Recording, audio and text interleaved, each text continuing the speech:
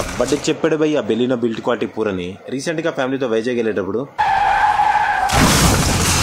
ఉందయ్యారా sudden brake వేసాడు. నేను almost 48 km/hతో back side నుంచి వెళ్ళి గుద్దేశాను. వాడైతే కిందకి దిగి చూసుకున్నాడు. వాడి కారుకి బాగానే డ్యామేజ్ అయింది. నేనైతే దిగి చూడలేదు భయ్యం, పొద్దున చూసుకుందామని. నేను పొద్దున చూసేసరికి షాక్ భయ్యా, అసలు నా కారుకి కొంచెం కూడా డ్యామేజ్ అవ్వలేదు. అంటే కొంచెం అయింది అనుకోండి. దగ్గరికి వెళ్ళి చూసుకున్నా, ఇదిగో ఈ బంపర్కి ఉండే క్లిప్స్ ఉన్నావు కదా, ఇది కొంచెం సైడ్ అయ్యాయి. పైన ఈ హుడ్కి కొంచెం ప్యానల్ గ్యాప్ వచ్చింది, డెబ్బేమని గుద్దింది కదా.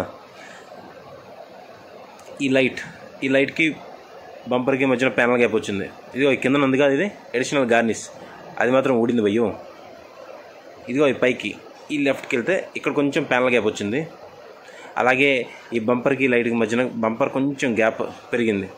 అలాగే ఈ హుడ్కి బంపర్కి మధ్యన మిస్ మ్యాచ్ కూడా అయింది హైట్. పీపీఎఫ్ ఉండడం వల్ల నాకేం పెద్ద డ్యామేజ్ అవ్వలేదు భయ్యో.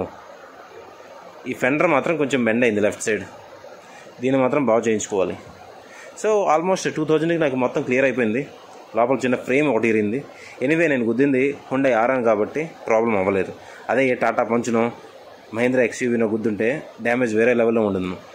సో మీరు కూడా సేఫ్గా డ్రైవ్ చేయండి, లిమిటెడ్ స్పీడ్లో డ్రైవ్ చేయండి. ఫైనల్లీ బెలినో బిల్ట్ క్వాలిటీ బాగానే ఉంది. When it comes under 60-50 km. Be careful.